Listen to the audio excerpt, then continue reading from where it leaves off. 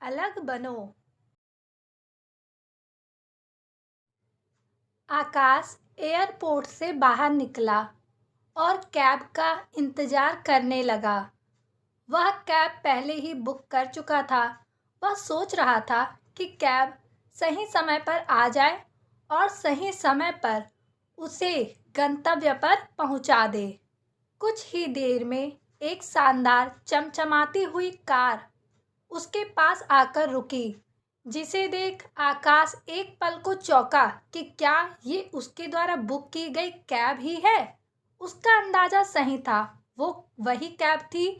Car से एक driver बाहर आया और उसने आकाश के लिए कार के पीछे का दरवाजा खोला। आकाश के बैठते ही उसने कागज का एक पन्ना उसे पकड़ा दिया और बोला, सर, इस कागज पर हमारा मिशन स्टेटमेंट लिखा हुआ है। आप आराम से बैठकर इसे पढ़ लीजिए। तब तक मैं आपका सामान डिग्गी में डाल देता हूँ।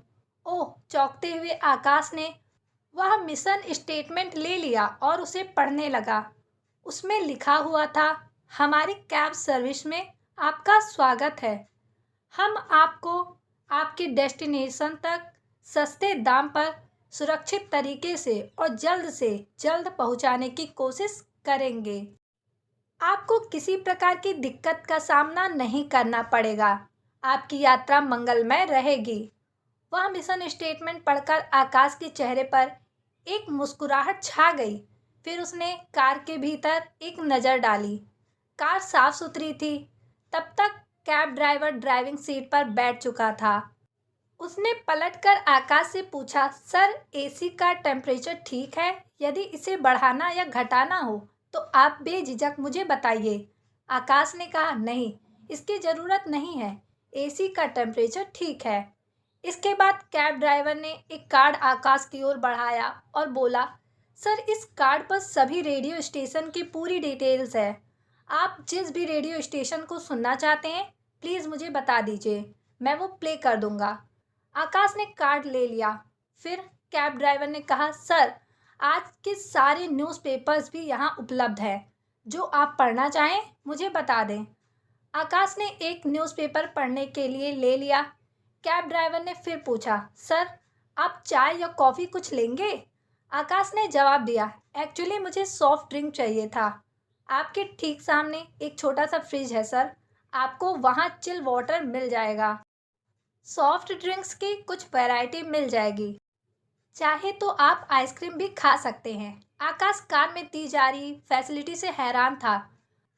वह इन्हीं सब के बारे में सोच रहा था कि कैब ड्राइवर फिर से बोला, सर, आप इस शहर के बारे में कुछ पूछना चाहते हैं तो मैं आपको यहाँ के बारे में बता सकता हूँ। इस तरह आपको यहाँ की जानकारी भी हो जाएगी और रास्ता भी आसानी से कट जाएगा।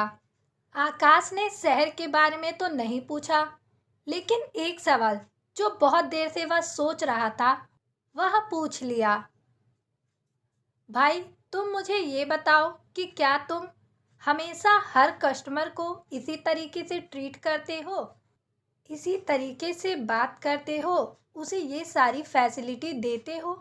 कैब ड्राइवर ने जवाब दिया, जी सर, लेकिन ये मैंने 2 साल पहले ही शुरू किया है। यूँ तो मैं 5 साल से कैब चला रहा हूँ, लेकिन पहले ये सब नहीं करता था। मुझ में ये बदलाव एक कहानी लेकर आया। एक दिन कैब चलाते चलाते मैं रेडियो पर एक कहानी सुन रहा था। वो कहानी थी बाज और बत्तख की। उस कहानी में बताया गया था कि बत्तख कैसे क्वाक क्वाक कर हमेशा शिकायतें करती है, वहीं बाज हमेशा ऊपर आकाश में उड़ता रहता है। उस कहानी में ये बताया गया था कि यदि हमें कुछ अलग बनना है तो इस दुनिया से कुछ अलग करना होगा। बस ये कहानी मेरे दिमाग में घर कर गई।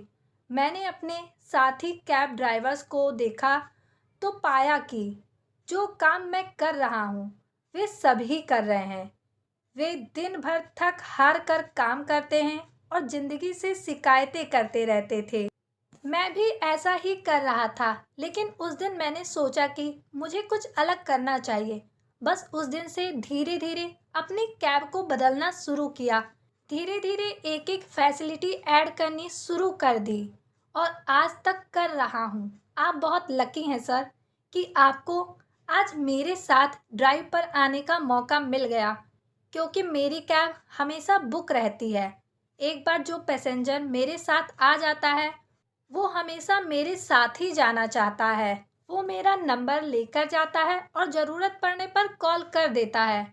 कई बार मैं बुक होता हूँ तो अपने दोस्तों को भेज देता हूँ और उन्हें कोई दिक्कत नहीं आने देता। आप भी ये मेरा कार्ड लीजिए सर। कभी आपको भी मेरी ज़रूरत पड़े तो याद ज़रूर कीजिएगा। आकाश को आज तक इतना बढ़िया ड्राइवर कभी नहीं मिला था। उसका ये सफ़र उसके लिए खास बन गया। जिंदगी में बत्तख की तरह शिकायतें करना बंद कर दें, क्योंकि फिर जिंदगी बस शिकायत बनकर रह जाएगी। जिंदगी में वो मज़ा नहीं रह जाएगा। जिंदगी का मज़ा लेना है तो अपनी सोच ऊंची रखकर बाज की तरह ऊपर आकाश में उड़ना होगा। सबसे हटकर दुनिया से कुछ अलग काम करना होगा। तभी आप अपना एक अलग नाम और एक अलग मुकाम हासिल कर पाएंगे। बस ऐसा कुछ कर जाओ कि दूसरे आपको फॉलो करना चाहें और आपके जैसा बनना चाहें। यही तो जिंदगी की उड़ान है।